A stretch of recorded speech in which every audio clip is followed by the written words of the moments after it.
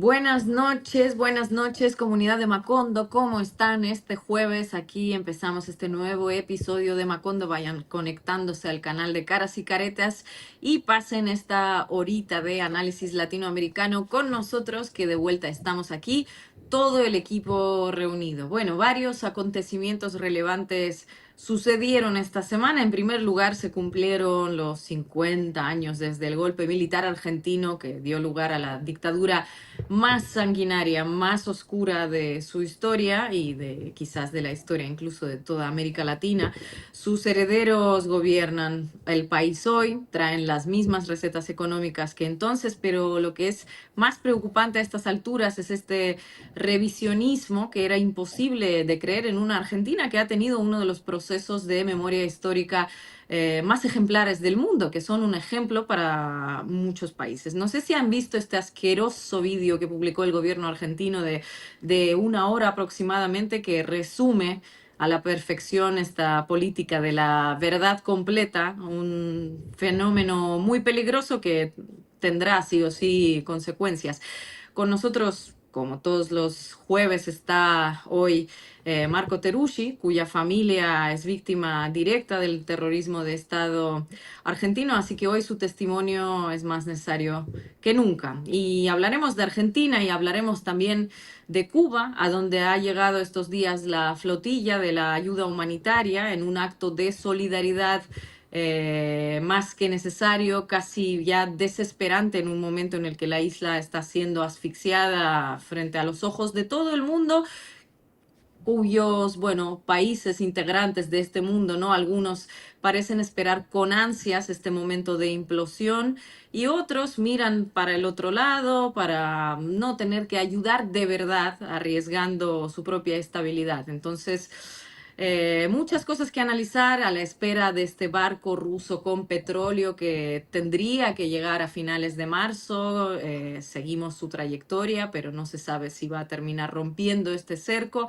Hoy también tendremos la oportunidad de hablar con el periodista cubano de La Tiza, Josué Veloz, que escribió un artículo que recomendamos mucho a nuestra audiencia. Es muy revelador y muy duro, y desde el título ya dice bastante. Dice: Cuba en la encrucijada de un multilateralismo hipócrita. Hablaremos de ese multilateralismo hipócrita y de las opciones que le han dejado a la isla, que lleva resistiendo ya 7 décadas. Así que sin más rodeos, vayan conectándose, dejen sus comentarios y vamos a arrancar.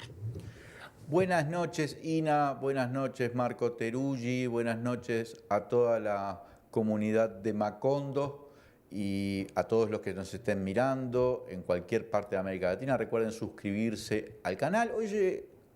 Ayer llegamos a los 50.000 suscriptores en Caras y Caretas TV, que es un logro porque es muy costoso desde Uruguay ir subiendo a los suscriptores y cada uno vale. Y entonces estamos muy contentos con eso. Pero si no te has suscrito, hacelo y activa la campanita de notificación y hace todos los comentarios que quieras, como siempre, en el chat. ¿Les parece bien si comenzamos con este aniversario, este 50 aniversario del golpe de Estado de 1976, ese 24 de marzo en Argentina?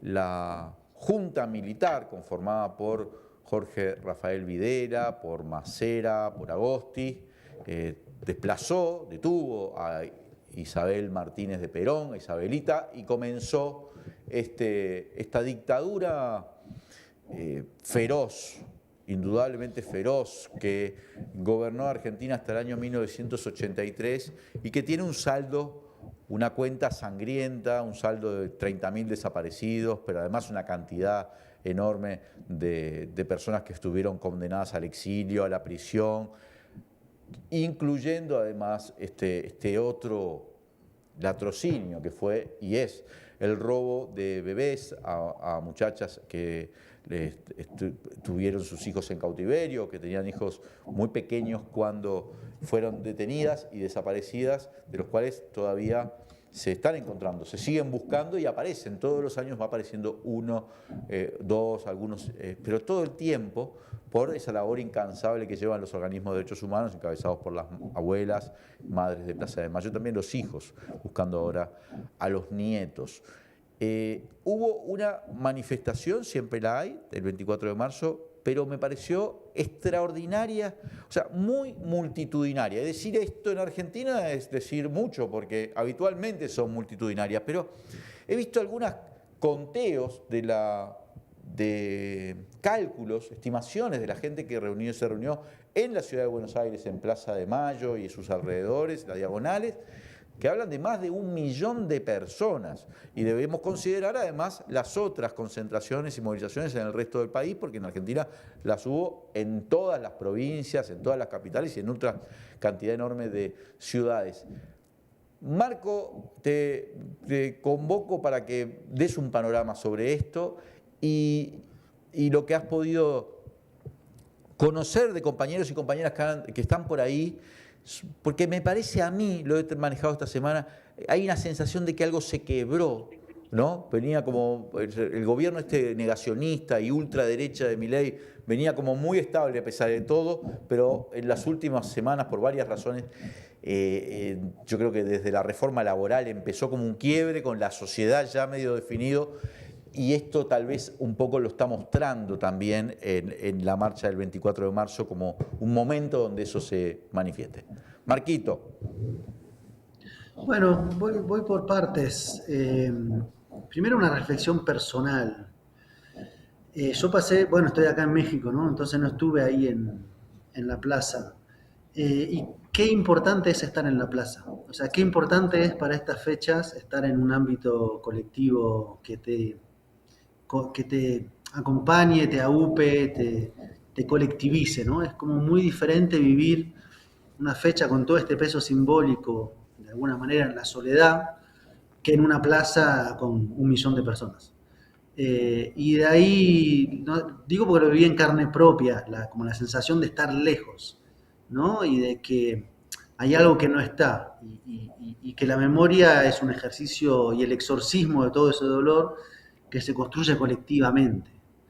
De hecho, justo ese día me crucé acá en México con una compañera de hijos argentina, Paula Mónaco, que es de Córdoba, que está acá viviendo en México, y hay como una conexión, porque es una suerte como de universo de sensaciones compartidas, cada uno desde su lugar, que es importante estar de a muchos ese día, ¿no? Creo que es una forma como de poder enfrentarlo en esta extraña combinación, me voy a poner espinociano, de pasiones tristes y de pasiones alegres. Y cuando uno está solo, solo le quedan las pasiones tristes. Y cuando uno está de a multitudes, se construyen pasiones alegres.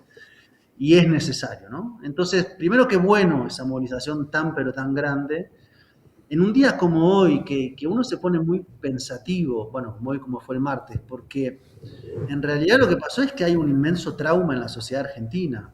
Y los traumas siempre están ahí, aunque uno después lo reelabore en permanencia, siempre en realidad está operando, digamos, ¿no? Y yo me puse a ver muchos videos, aprovechando un poco la distancia de la historia de las madres, videos de los años 80, 90, cuando recién empezaban los organismos a tener cierta exposición pública, cuando aparecían los primeros nietos recuperados.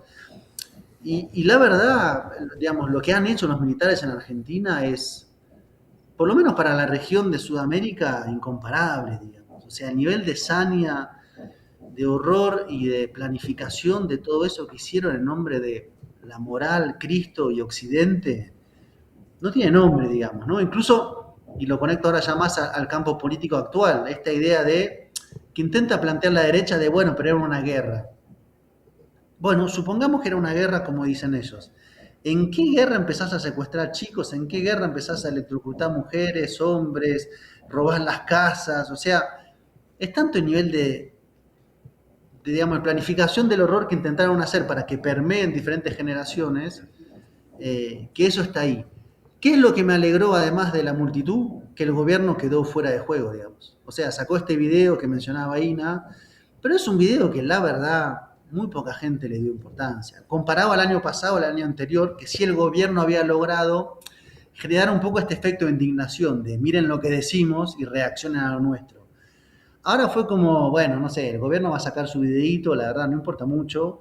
Lo que importa es mirarnos a nosotros, a nosotras, a 50 años, Incluso en términos de visualizaciones, el video del gobierno respecto al año anterior fue muy menor, digamos. Entonces, creo que es una agenda donde, con todos los intentos que intentan hacer, con todos los... Esta especie de reformulación de te mando un sticker de Falcon verde, ¿no? Como esta cosa medio como jocosa de reivindicación dictatorial, medio como incel libertaria, creo que es muy minoritario, ¿no? Y creo que la mayoría dice, no, este es un piso. Datos raros, pero hubo canales de streaming que generalmente son muy, digamos, de agendas triviales, que se pusieron a hablar del 24 de marzo. O sea, aunque los medios tradicionales fueron horribles y no lo pusieron, streaming, no sé, pienso en Luzu, en Olga, que no se dedican a la política, que son eso, de streaming de la boludez, con lo bueno y lo malo que tiene eso, se pusieron con el 24 de marzo, se fueron a la ESMA. No sé, yo siento que se ratificó un piso, ¿no? Y un consenso, y que el gobierno no tiene mucho por dónde avanzar. Incluso se había dicho que iban a tantear un indulto y se quedaron ahí, ¿no? Fue realmente, para mí en ese sentido, aplanador, digamos, ¿no? Y bienvenido sea. Interesante. A ver si estoy. Testimonio, Marco, muchas gracias.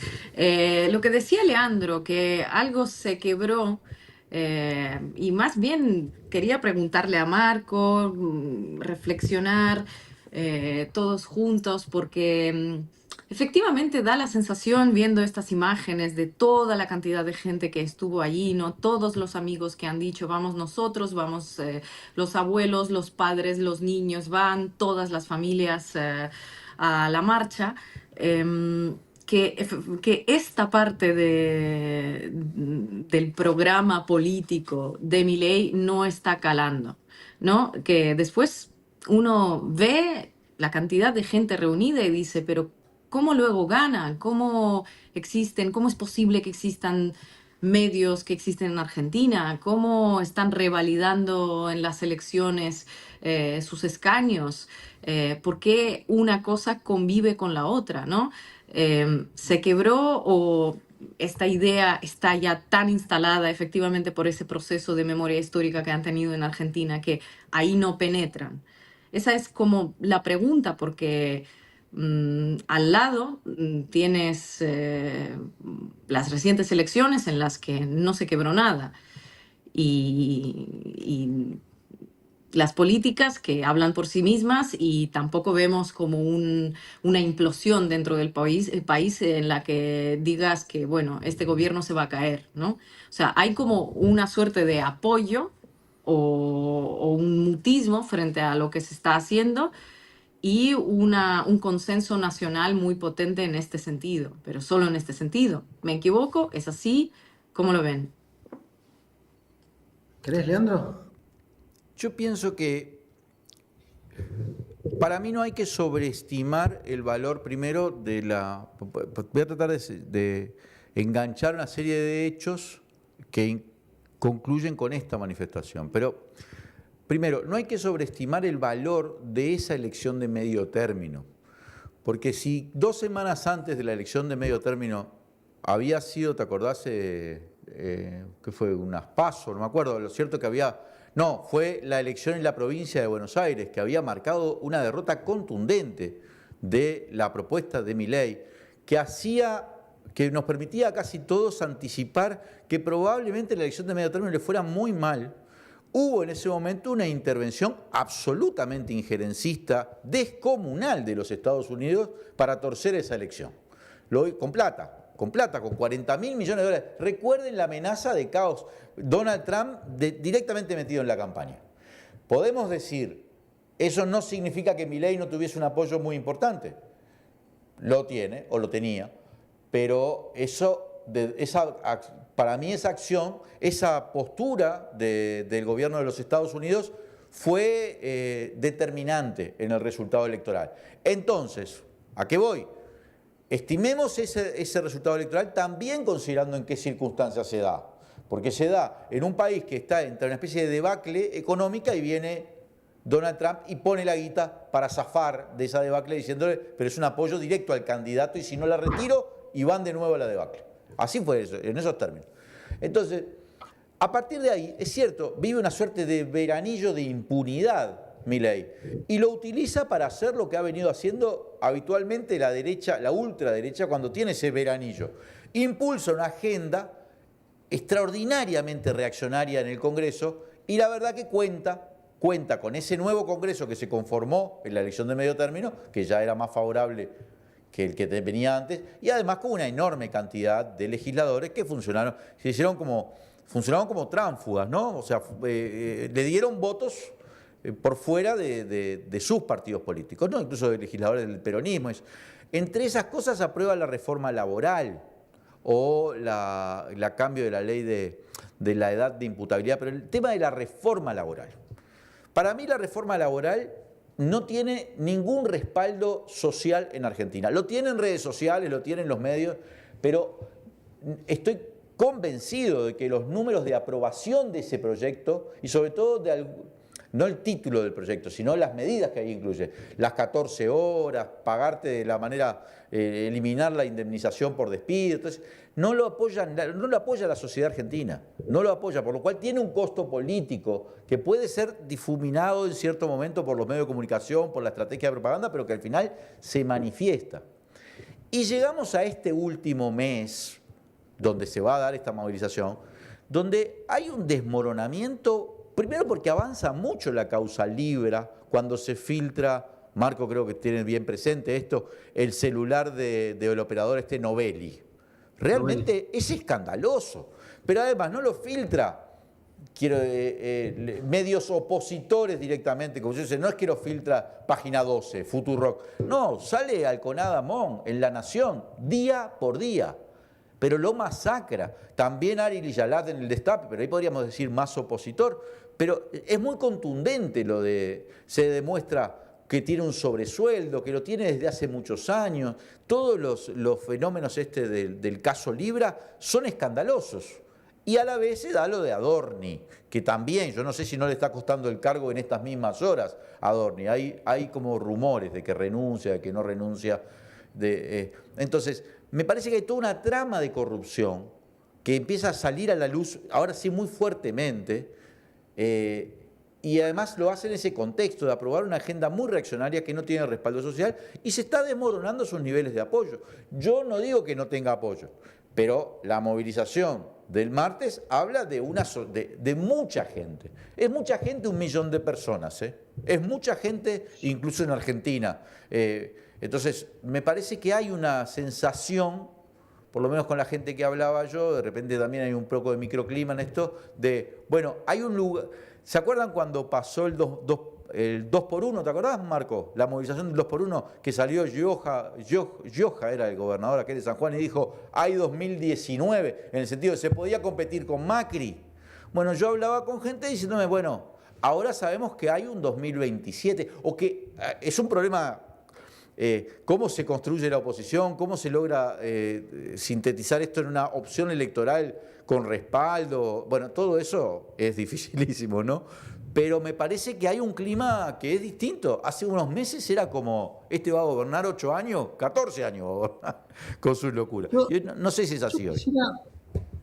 Quisiera agregar una cosa como para ir antes y pensar la dictadura, para pensarla, para iluminar el presente.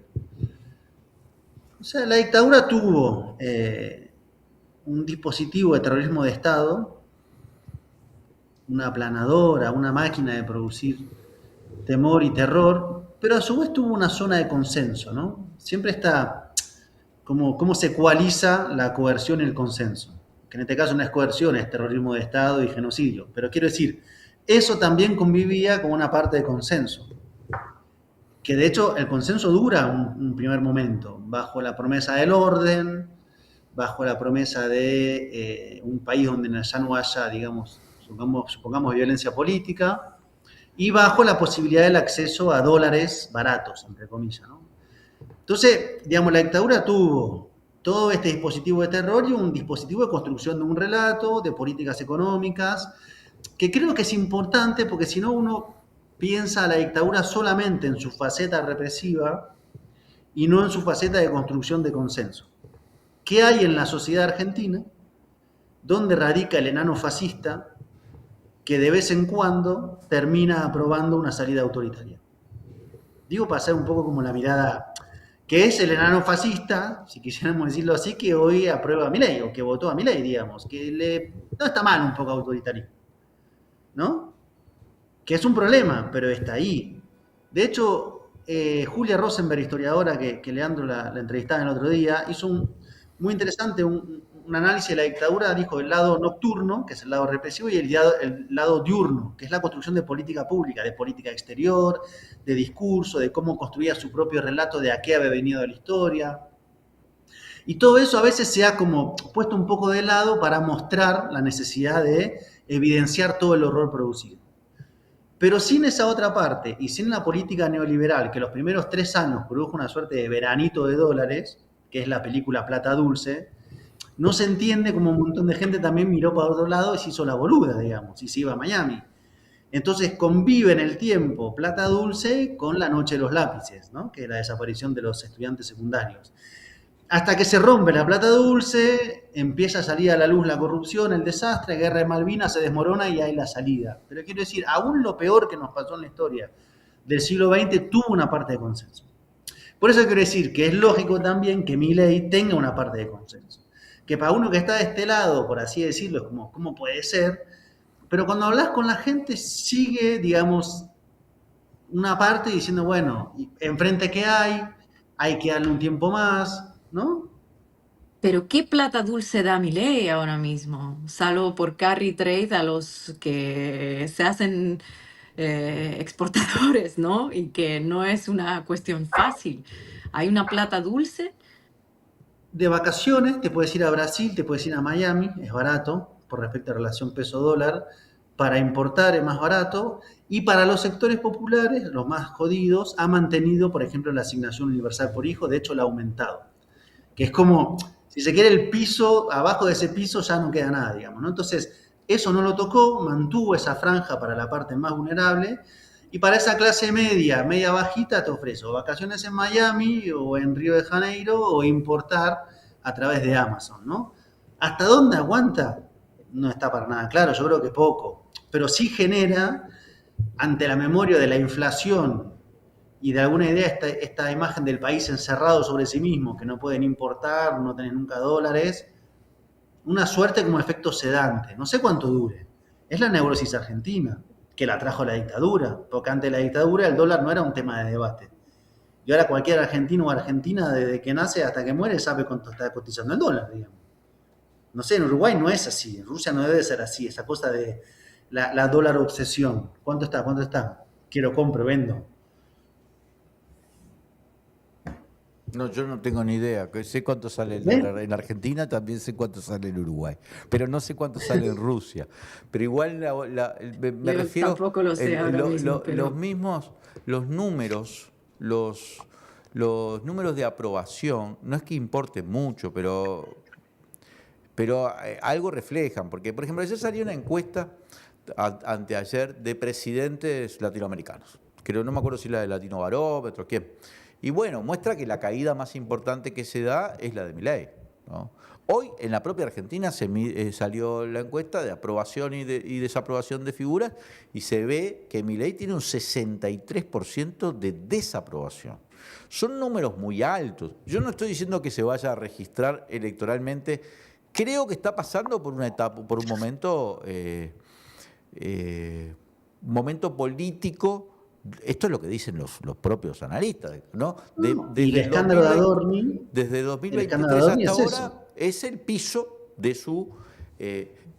insisto, estamos tal vez muy condicionados por la resolución de la elección de medio término el año pasado y no podemos obviar que la resolución de medio término tuvo que ver con una intervención directa de Donald Trump. Y yo no sé hasta qué punto la suerte de Milei, y no solo de Milei, de muchos de estos gobiernos, miren Kast. ¿Cuánto hace que asumió Kast? Porque ya hoy En su 11 de marzo. un mes, ¿no? ya hoy su desaprobación es superior a su aprobación por el manejo de la benzina, de los combustibles. O sea, es notable el nivel de... Y las trincheras antimigrantes que está Sí, construyendo. por eso, porque... Pero bueno, está cumpliendo el programa, lo votaron para eso, ¿no? Bueno, Básicamente. el año pasado, esto que estaba comentando Marco del video, a ver si Marco tiene o no si comparte este punto de vista o cómo lo vemos. Cuando Milei en su primer año sacó el video, era una provocación que todo el mundo habló de eso. No en Argentina, en el mundo. En Uruguay también se habló. Porque es como que había cruzado una línea, que es la línea hasta de la corrección mínima. Era capaz, ¿qué le faltaba? Salir a festejar en un Falcon el golpe de Estado, ¿no? Fue una vergüenza, pero fue conmocionante. Y en el segundo año, si querés, también tuvo, pero ya ahora empieza a perder el efecto transgresor, ¿No pasa un poco con Trump también? Yo lo veo cómo se está desmoronando su aprobación, porque todo lo que era su efecto transgresor, ahora en buena parte de la sociedad estadounidense lo está mirando como diciendo, este tipo está mal de la cabeza. Bueno, aquí hay que evaluar cuánto influyó el hecho de que se haya quedado absolutamente empantanado en Irán, y eso lo vamos a seguir analizando. De todas maneras, Leandro, nos estamos la contribución quedando que sin está haciendo Irán tiempo para al mundo en este momento, yo lo digo. Me hago cargo de esto. Pero ¿vieron el video que hizo Irán ahora con inteligencia artificial que termina cayéndole un misilazo, una especie de Baal dentro de la Estatua de la Libertad, donde dice una venganza para todos? Bueno, hay una cosa ahí de Irán, de que le está poniendo la tapa al tacho, diría Benedetti, y que hay que reconocérselo. Hay que reconocérselo. Vamos a la tanda y seguimos con Trump y con sus aventuras imperiales.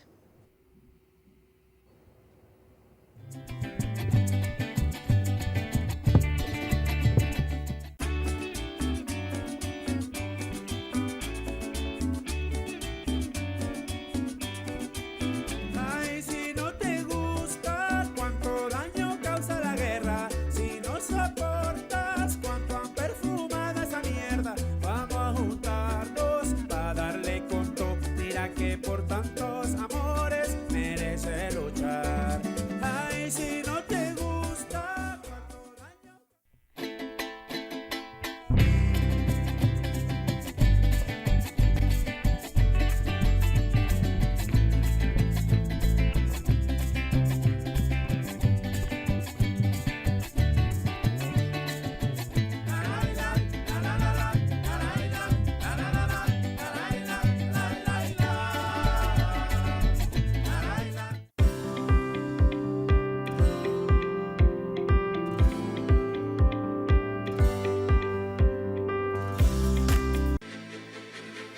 La verdadera amistad te dice las cosas de frente, aunque muchas veces no te guste.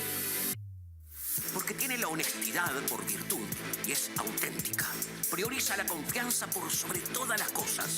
Es que la amistad asume el compromiso de estar siempre, sobre todo en las malas, para que cuando lleguen las buenas sean una verdadera fiesta. No importa el momento, la hora o el lugar, su voz siempre te hace sentir como en casa. Caras y Caretas, una voz amiga. Suscríbete ahora.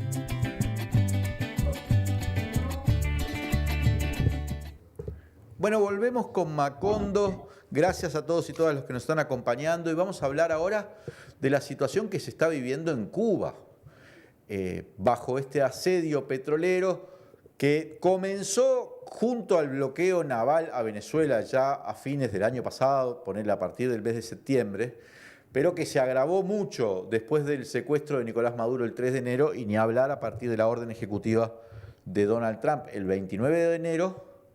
Y ya, de acuerdo a las autoridades cubanas, hace como 3 meses que no reciben un cargamento de petróleo, de combustibles. Entonces, la situación energética, que ya era complicada, se ha transformado en crítica. Crítica hubo en el último mes de marzo 2 o 3 blackouts. Hay uno que no sé si fue estrictamente un blackout, pero fue un apagón que incluyó buena parte del país y no hay ninguna...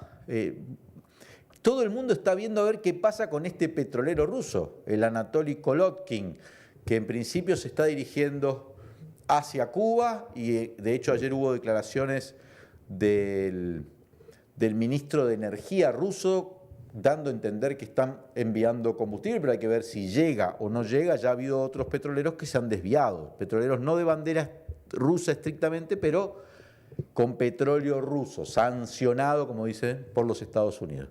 Nos acompaña Josué Veloz Serrade,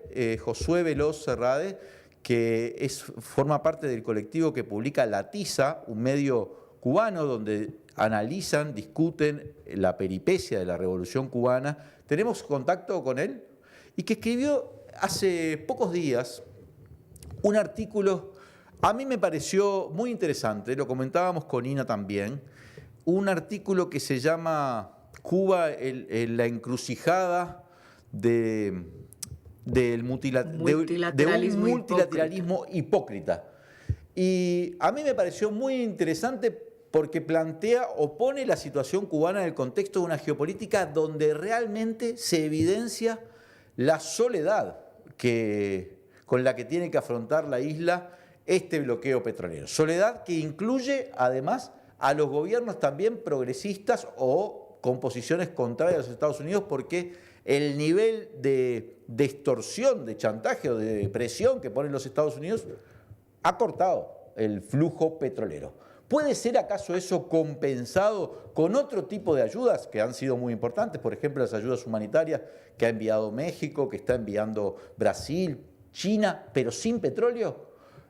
Bueno, para analizar, para conversar esta situación, nos acompaña Josué Veloz Serrade, al que agradecemos mucho que se haya conectado para hablarlo en Macondo. Bienvenido, Josué. Estás muteado. Está muteado el Zoom. A ver si logramos. ¿Ahora? Ahora estamos bien, te escuchamos bien. Perfecto, sí. Bien. Sí, efectivamente, como estás describiendo, y un poco conecta con lo que ustedes vienen dialogando. De facto, contra Cuba hoy hay un estado de excepción. Un estado de excepción. Hay una suspensión de la ley.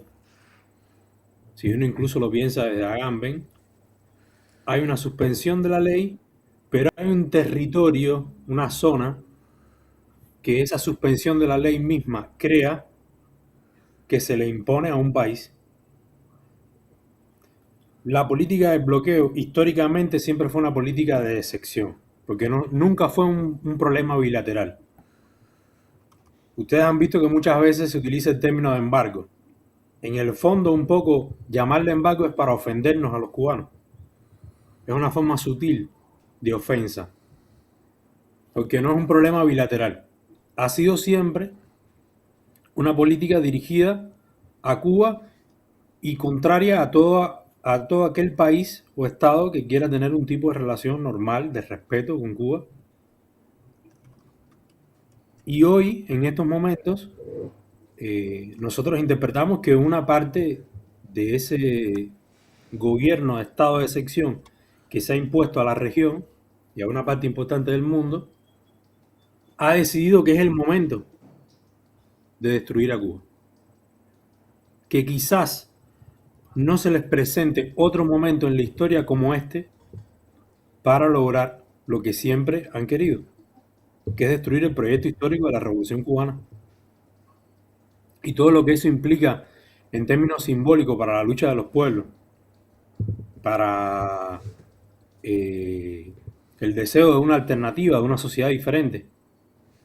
Han interpretado, ese gobierno actual de los Estados Unidos ha interpretado eso con detalle. Hay un sector muy ultra reaccionario que ha capturado la política del gobierno norteamericano en estos momentos, de origen cubano, pero tampoco podemos caer en la trampa de pensar que esto se debe al interés de un grupo en particular.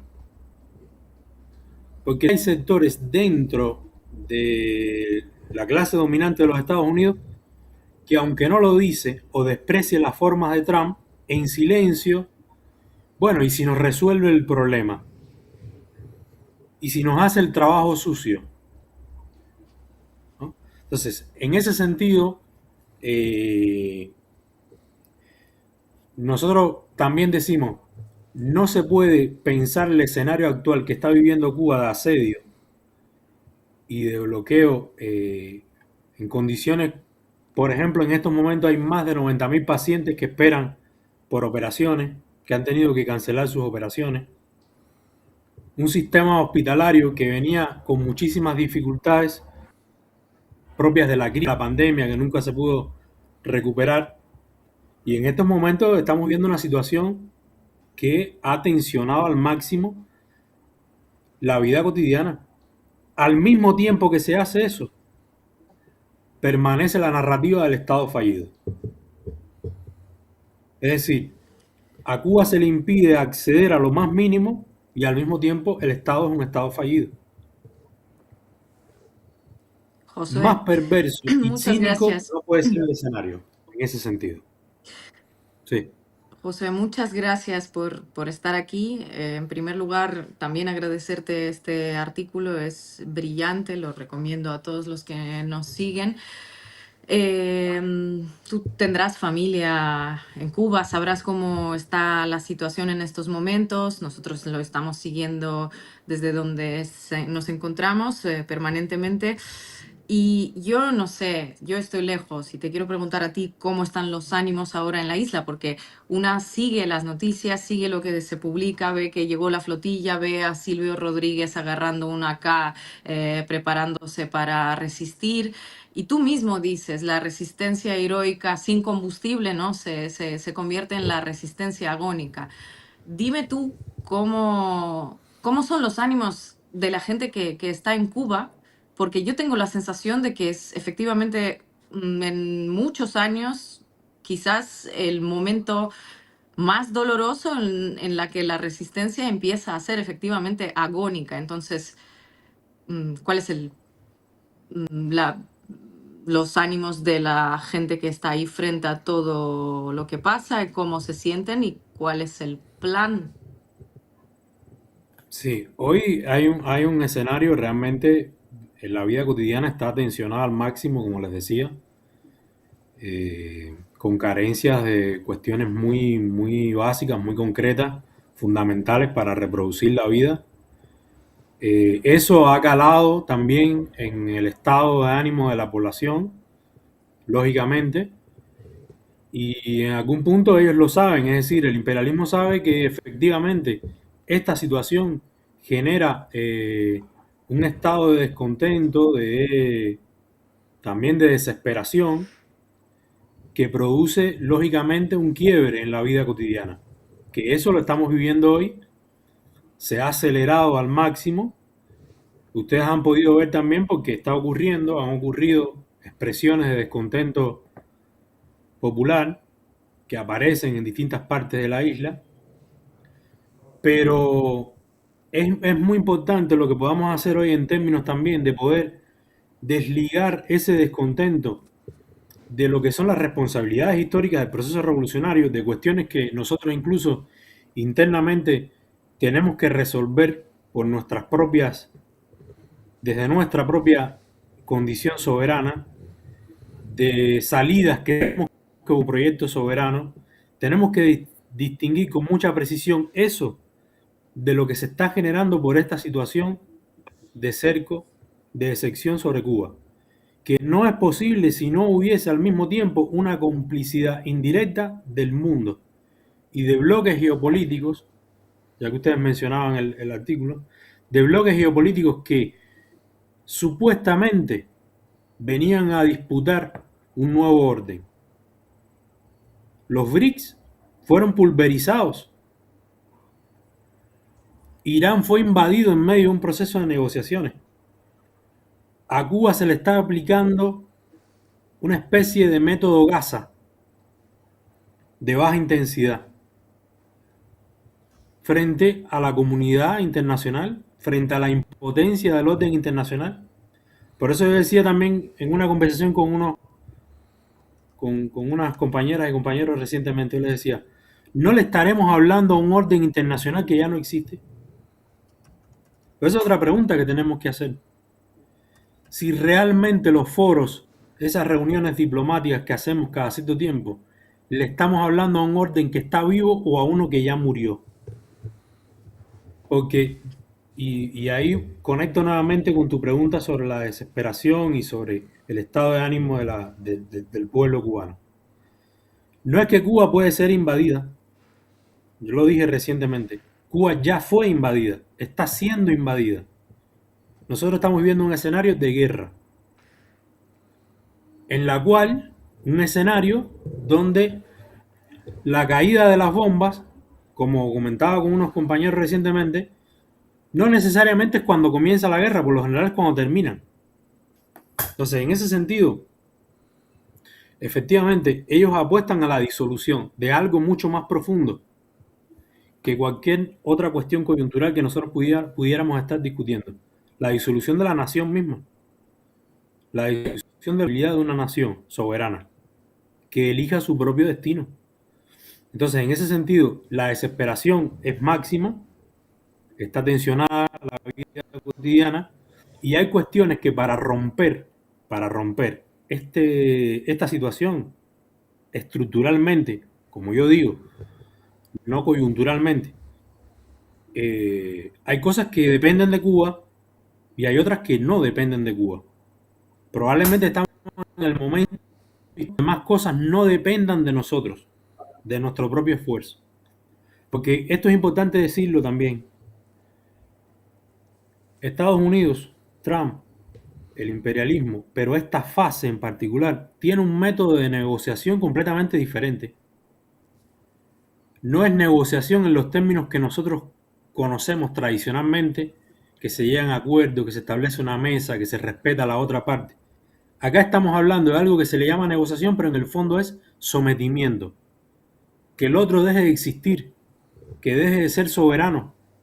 Eso no es un proceso de negociación y eso es lo que Estados Unidos está imponiendo al mundo. Entonces, ¿qué posibilidades para romper esta situación puede tener Cuba en un proceso de negociaciones donde la otra parte no hace 3 semanas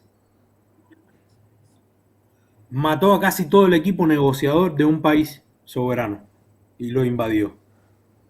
Es decir, también la situación nos está diciendo que incluso ese escenario de negociación requiere instrumentos que no son los que habitualmente podemos convocar para ese tipo de ejercicio. Entonces, es muy difícil, es decir, hay un escenario que se abre. Yo recupero lo que decían al principio sobre la resistencia iraní. Ha abierto un paréntesis, porque Estados Unidos hoy e históricamente puede convivir con operaciones quirúrgicas, pero no con escenarios de guerra de desgaste. Es decir, si ellos pueden resolver rápido el problema, entrar y salir, ponen todas sus fuerzas en esa posibilidad. Ahora, los escenarios de desgaste son muy complejos para ellos.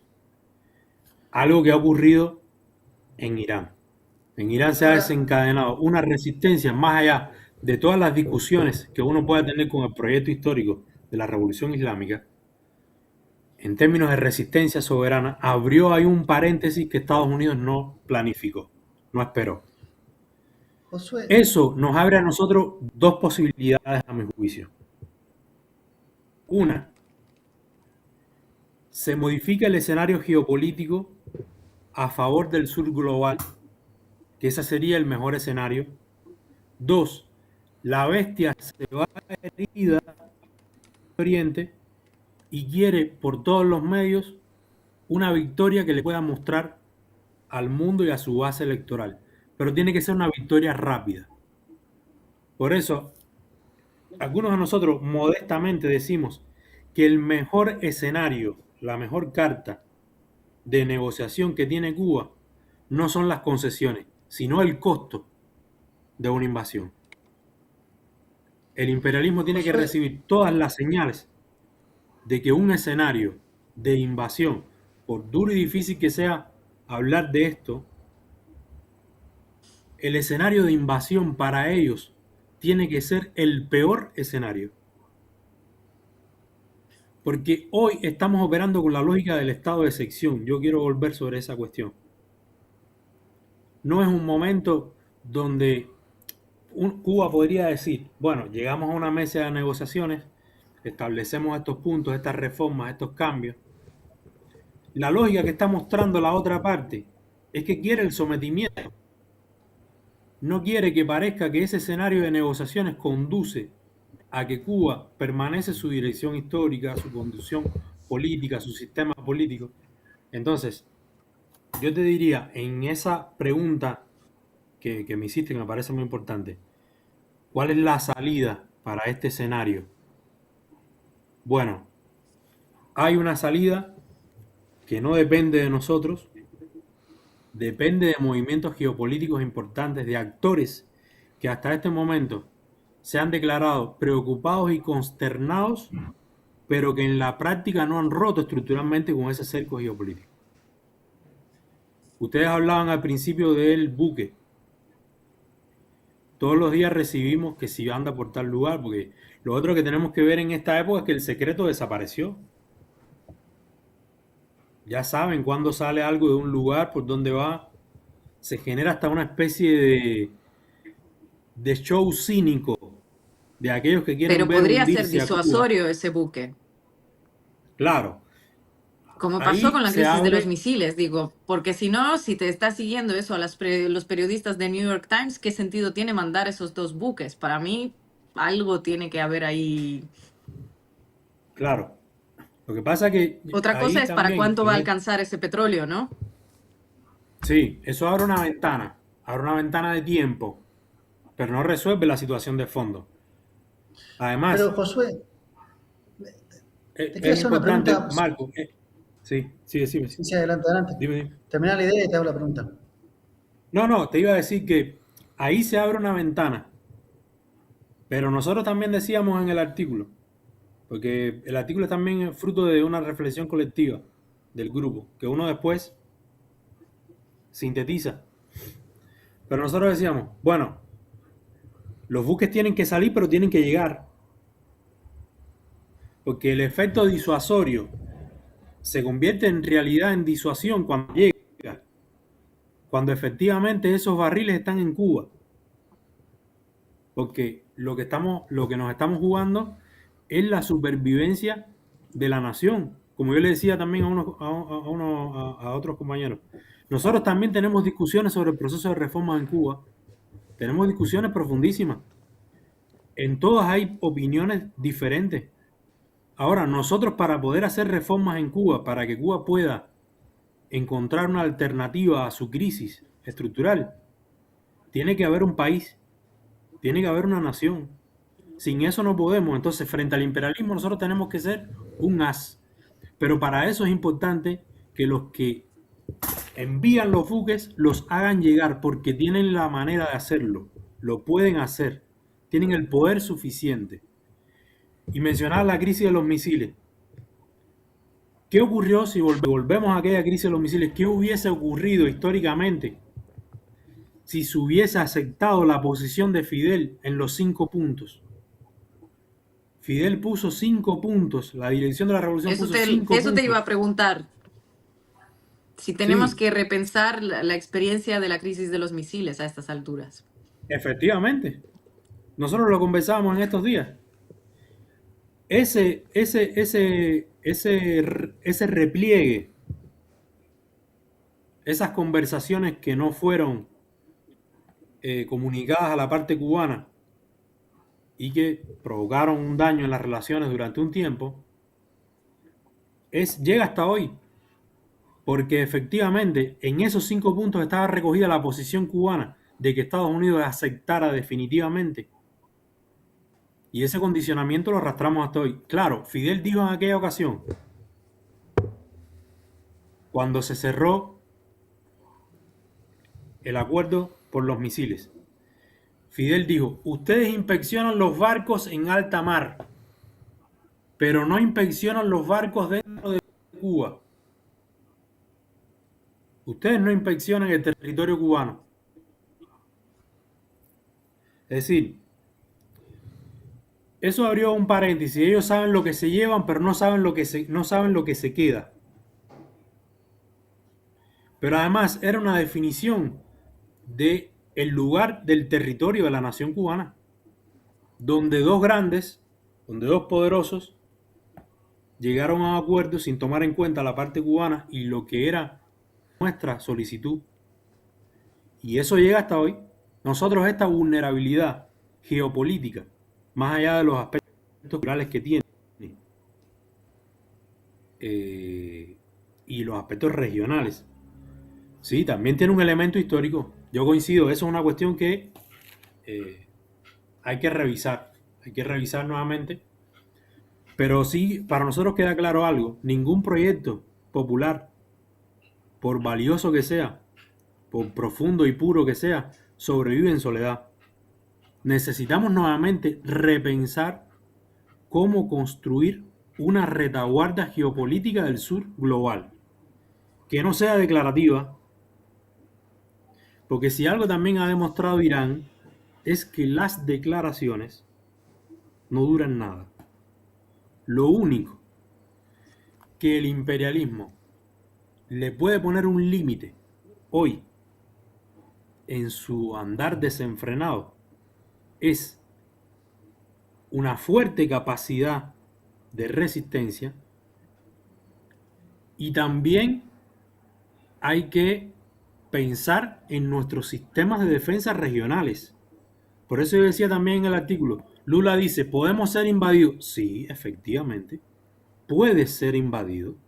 Y mientras más sola estés, existe más esa posibilidad.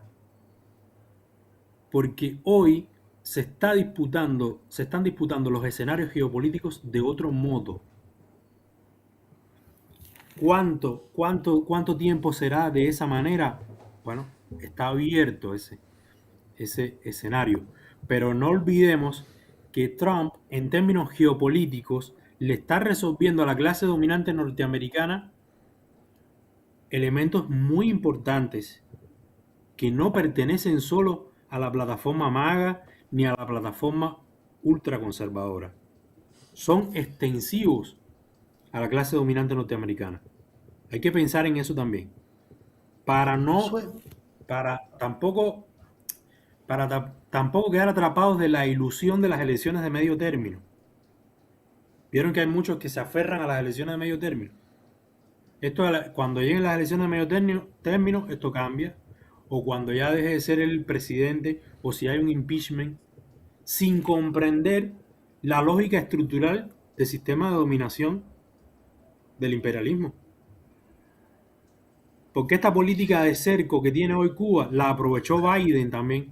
Y era el vicepresidente Obama. Entonces, hay que ahí se juegan todas nuestras posibilidades. Josué, nos estamos quedando sin tiempo, pero se me juntan varias cosas.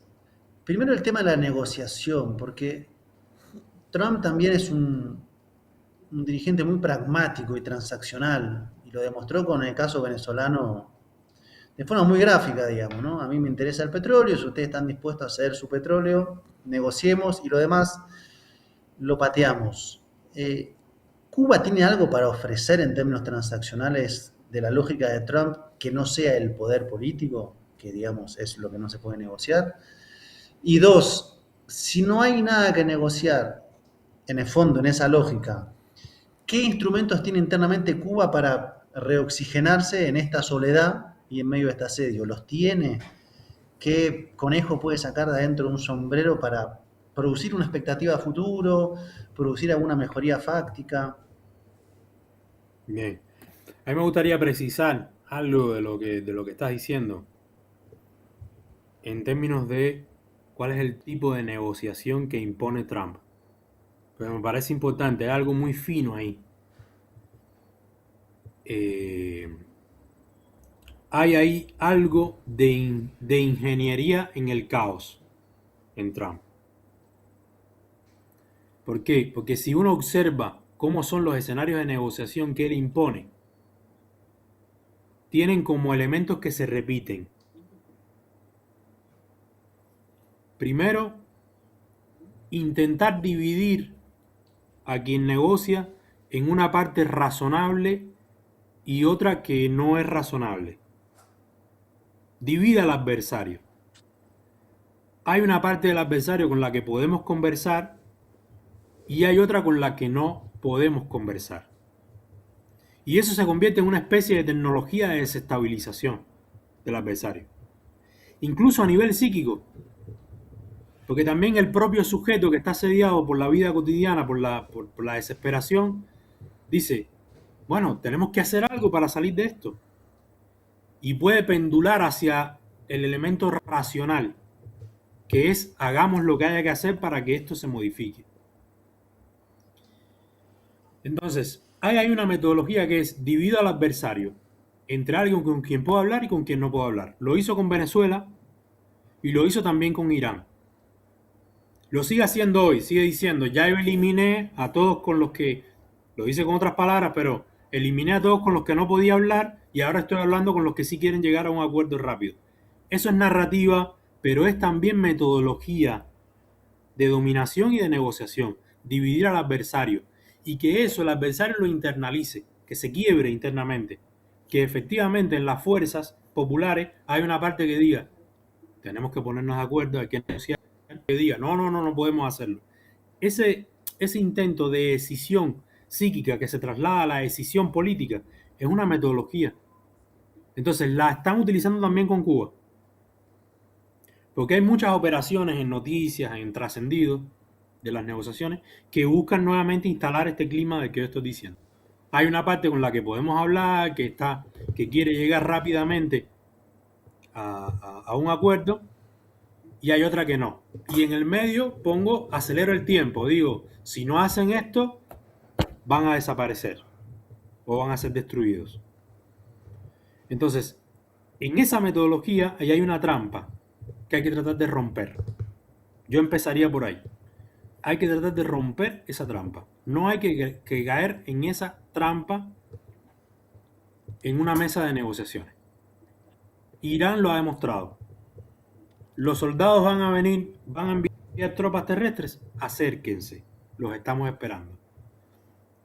Es una forma, no digo que sea la única, pero hay que romper ese circuito de la desestabilización y de la división interna.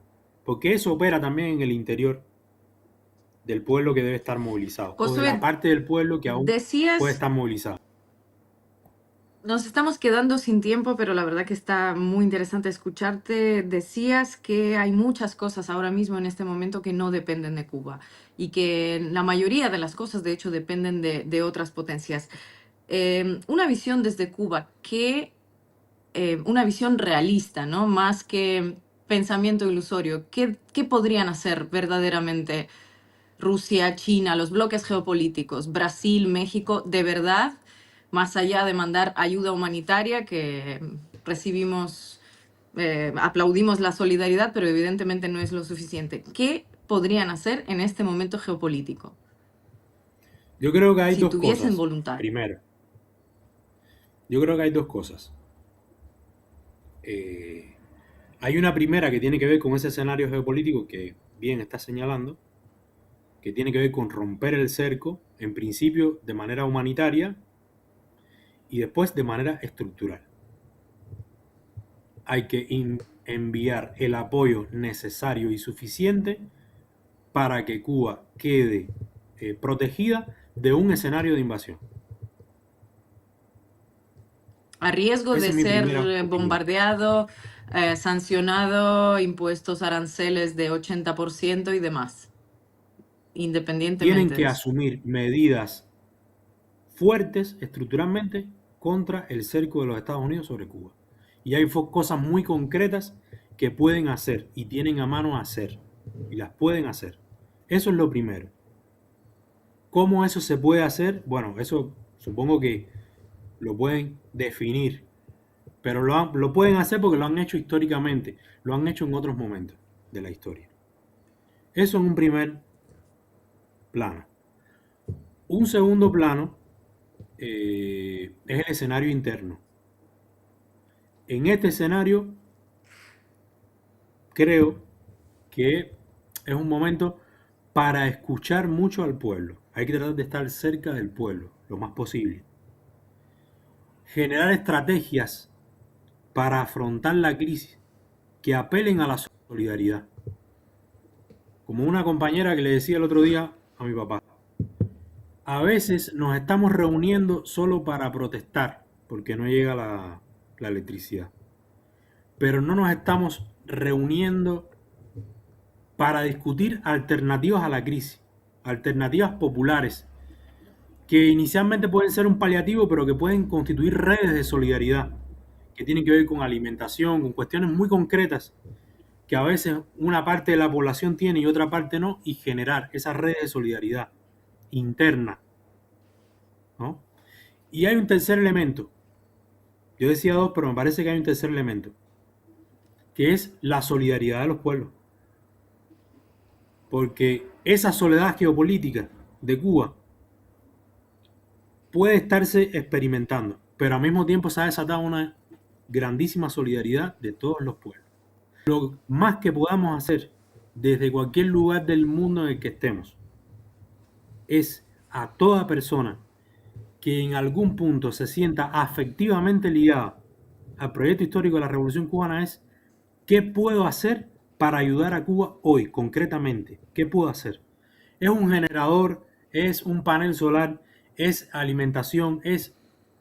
Y hacerlo. Buscar la manera de que todos los comités de solidaridad que hoy lo están haciendo, pero profundizar esa conversación pueblo a pueblo, persona a persona, militante a militante, hoy más que nunca tenemos que hacerlo. Entre otras cosas, por algo que yo digo en el texto que lo sigo reafirmando. Defender a Cuba es defenderse a sí mismo. Si el mundo y si el sur global permite que Cuba caiga, que el proyecto de la Revolución Cubana se disuelva, la caída del muro de Berlín,